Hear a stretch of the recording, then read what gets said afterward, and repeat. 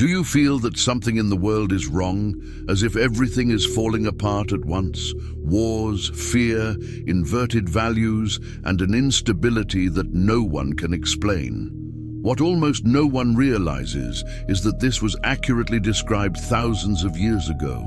Daniel predicted the end times, and what he wrote is happening now. Daniel didn't speak of dates, but of signs that would appear together, creating precisely this silent collapse you feel today. And if this is true, then we are not just living through difficult times. We are living through the final chapter of the prophecy. Before continuing, if this type of content makes you question reality, please leave a like now. This helps this warning reach those who also feel that something is about to happen. Stay until the end, because Daniel's last prophecy wasn't written for the ancient world. It was written for us. To understand why Daniel's prophecies are so unsettling, one must first understand who he was. Daniel was not an isolated mystic or someone trying to predict the future out of curiosity. He was a young Hebrew man torn from his land, taken prisoner to Babylon, and forced to live in a system that rejected everything he believed in.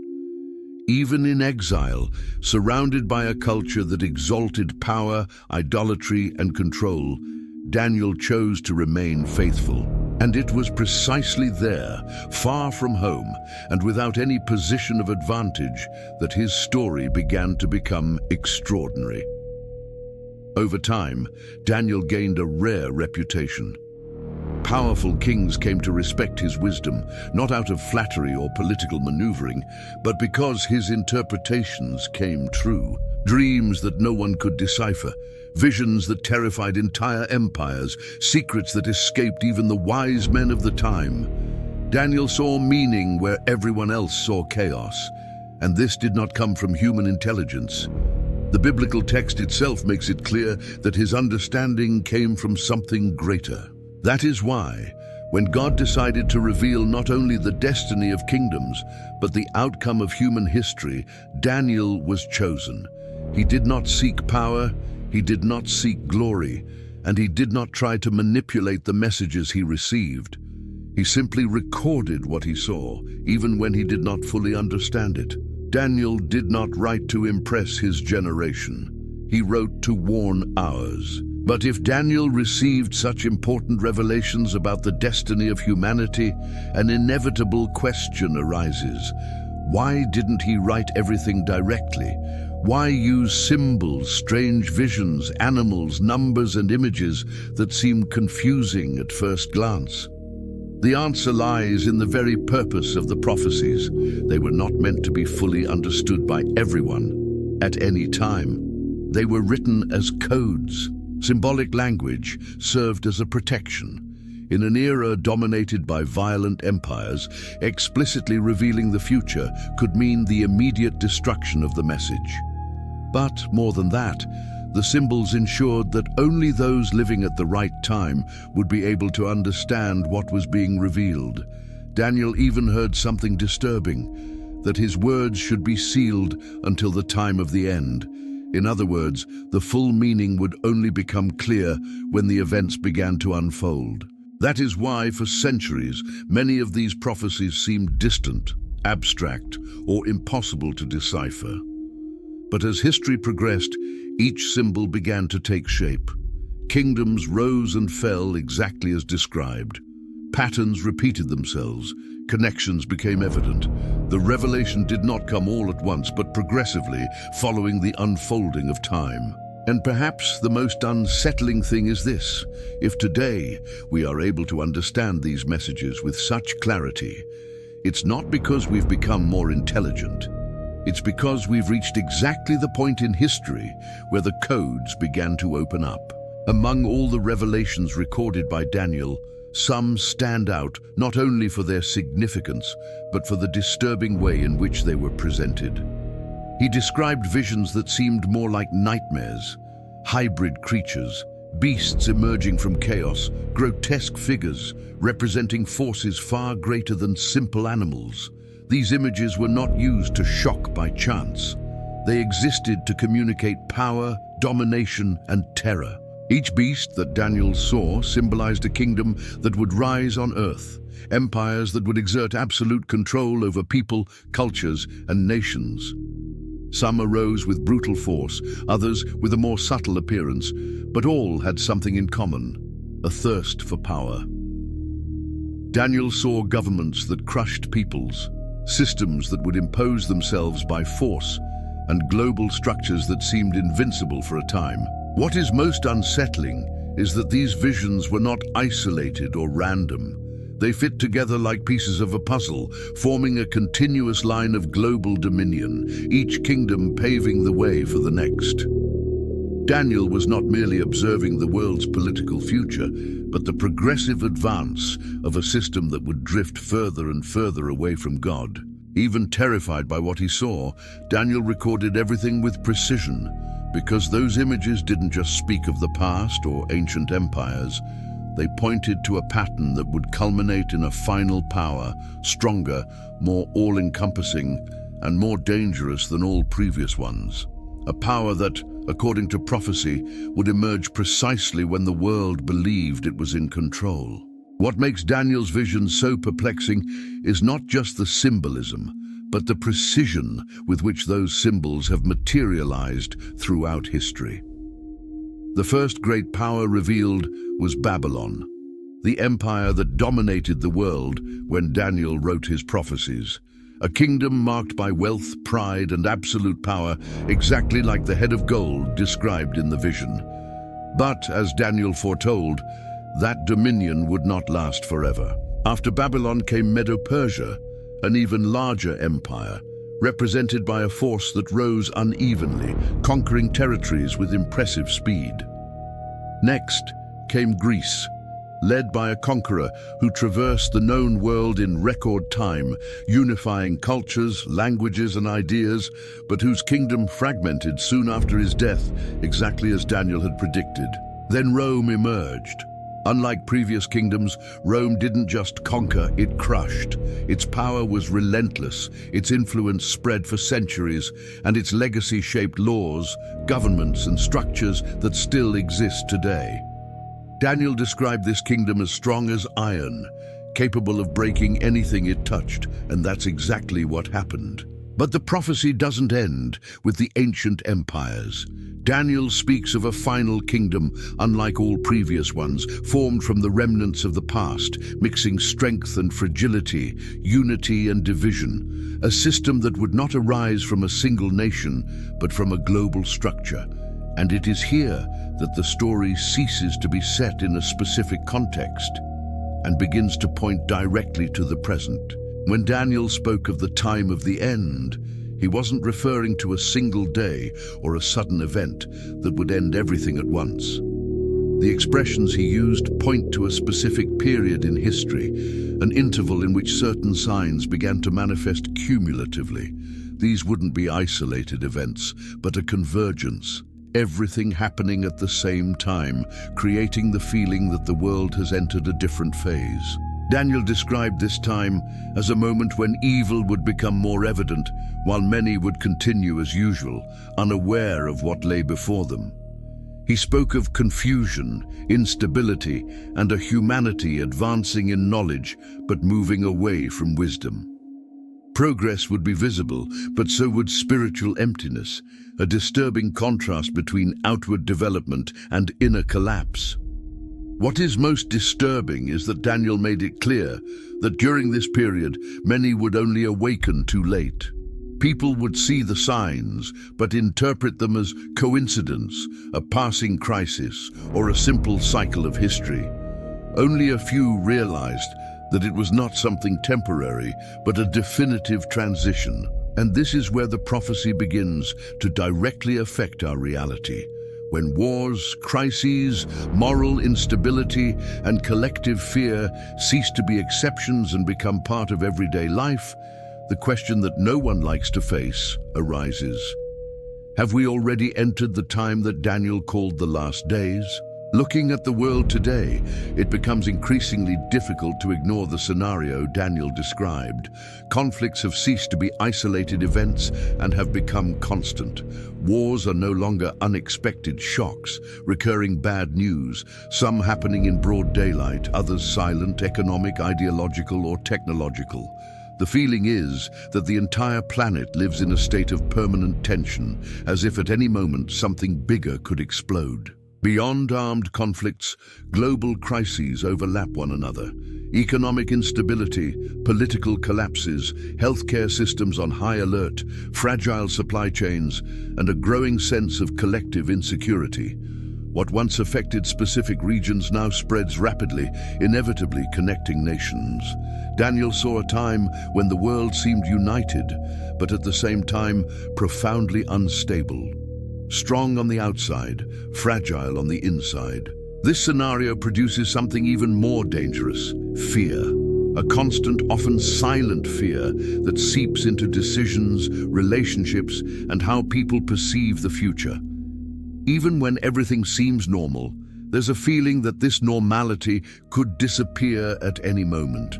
Daniel described not only external wars, but an internal collapse of human security. And perhaps that's precisely what most connects the prophecy to the present. It's not just what's happening in the world, but how people are feeling. When fear ceases to be the exception and becomes part of everyday life, the prophecy stops seeming distant and begins to sound like a mirror of the present.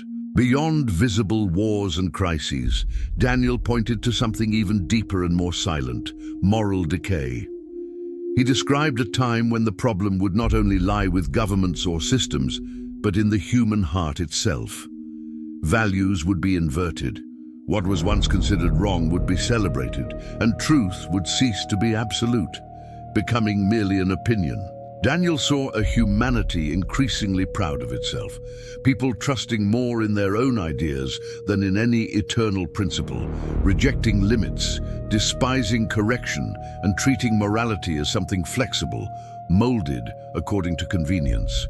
The focus would shift from what is right to what is comfortable, and the more pride grew, the harder it would become to acknowledge error. The rejection of truth would also be a hallmark of this time. Not because the truth would disappear, but because it would become inconvenient. Instead of seeking it, many would choose versions that were easier to accept, even if they were false.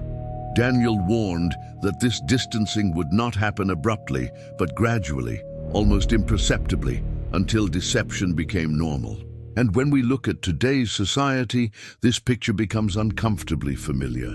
It's not just a crisis of behavior, but a crisis of conscience. When truth is attacked and human pride takes the place of any moral reference, the prophecy ceases to be merely ancient and begins to describe exactly the world we are living in. Daniel wrote that in the end times, knowledge will increase. For centuries, this phrase seemed too vague to be taken seriously. But today, it rings almost literal. Never in human history has information circulated with such speed. In seconds, news crosses the planet, data is shared en masse, and global decisions are made in real time. The world has become small, connected, and constantly observed. This increase in knowledge does not necessarily mean more wisdom. On the contrary, the amount of information available is so great that many people feel overwhelmed, confused, and unable to distinguish what is true from what is manipulation. Daniel spoke not only of accumulated knowledge, but of a frantic movement, a humanity running from one side to the other, seeking answers, but rarely finding meaning. Along with the speed of information, increasingly sophisticated systems of control and surveillance emerge. Everything is recorded, monitored, analyzed. There is a promise of security, but also a silent loss of freedom. Invisible structures begin to decide what can be seen, said, or believed, and this fits unsettlingly with the idea of a world prepared to accept centralized power. Perhaps knowledge has indeed multiplied, but the question Daniel seems to be asking us is different. Is this progress bringing us closer to the truth, Or is it merely preparing the stage for the final fulfillment of the prophecy? For a long time, Daniel's prophecies remained confined to scholars, theologians, and small circles of interest. But something has changed. In recent years, these ancient messages have begun to gain traction again, crossing religious and cultural boundaries. People who had never been interested in prophecy before are now asking the same questions, feeling the same anxieties, and realizing that the world has entered a different phase. There is a silent awakening happening, not necessarily a religious awakening, but an awakening of consciousness. A collective feeling that traditional explanations no longer account for the current reality. Fear has ceased to be individual and has become shared. Successive crises, broken promises, and an increasingly uncertain future are causing people to seek answers beyond what has always been offered. Daniel's prophecies resurface because they offer something rare, a sense of meaning amidst the chaos. They don't eliminate fear, but they explain its origin. They don't promise immediate comfort, but they offer understanding. And when everything seems too confusing, understanding the situation becomes a form of emotional survival. If you want to continue understanding these signs, follow the channel now. Here, each message is constructed to help you see what many prefer to ignore. Because perhaps these prophecies are being discussed now, not by chance, but because now is exactly the time when they begin to make sense. After connecting all these pieces, the question ceases to be theoretical and becomes personal. Are we living through the final chapter that Daniel foresaw? When we observe the direct parallels between the prophecies and the current scenario, the word coincidence begins to lose its power. Constant wars, global instability, moral decay, accelerated technological advancement, and a silent collective fear. All appearing at the same time, exactly as described. Daniel presented these signs not as isolated events, but as hallmarks of a specific period. A time when the world seemed advanced, but internally fragile, strong in structure, weak in purpose. And that is what makes the current moment so unsettling. We have never had so much access to information, and at the same time, so much confusion about what really matters. The most unsettling thing is realizing that according to Daniel, this period doesn't last indefinitely. He speaks of a time that moves rapidly, as if events accelerate as the end approaches. The sense of urgency that so many people feel today may not be collective anxiety. It may be perception. Perhaps the question isn't whether all this is happening, but how much time is left. Because if the prophecies are indeed being fulfilled before our very eyes, then we are not merely observing history, we are participating in it.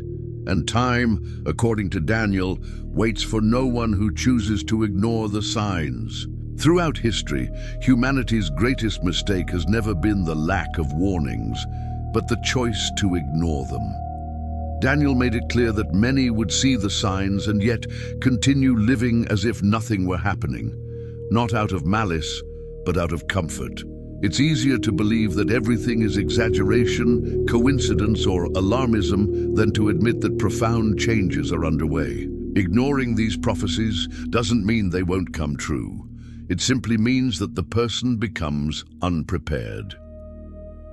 Daniel showed that, in decisive moments of history, those who discern the times act consciously, while those who ignore the signs are caught by surprise. The problem isn't not knowing everything, but pretending that nothing is happening when the patterns are right before your eyes. There is also a silent danger in normalizing collapse. When wars, crises, corruption, and moral decay become routine, sensitivity is lost. The extraordinary becomes commonplace. And it is precisely in this state of distraction that important decisions cease to be made. Daniel did not write to generate irrational fear, but to awaken responsibility. Ignoring prophecy doesn't prevent the end from coming. It only prevents inner preparation, and perhaps Daniel's greatest warning isn't about what will happen to the world, but about what happens to those who choose to close their eyes while time continues to move forward. Daniel never tried to predict dates. He didn't mark days on the calendar or promise an immediate end. What he did was something much deeper. He left signs. Patterns that repeated themselves, behaviors that intensified, and a global scenario that, when it emerged, would be impossible to ignore. The goal was never to generate panic, but to awaken discernment. Today, these signs are all there, not hidden, not distant, but visible to anyone who chooses to look closely. The most connected world in history has also become the most unstable. Knowledge has multiplied, but truth has fragmented. Power has grown, while humanity has lost its way. All of this was described long before it happened. Daniel wrote knowing that many people only understand his message when they are living it. Perhaps that's why his words sound so relevant today. Not because they've been updated, but because the right time has finally come. And when the warning becomes clear, responsibility ceases to be collective and becomes individual. This video isn't about fear, theories, or speculation. It's about perception, about recognizing that certain cycles don't repeat themselves by chance. Ignoring the signs might bring temporary comfort, but understanding the times we live in offers something far more valuable: clarity. Now I want to know, do you believe we are living through the fulfillment of Daniel's prophecy? Write your opinion in the comments, because perhaps the greatest decision of this time is not when it will all end, but what each one chooses to do while there is still time.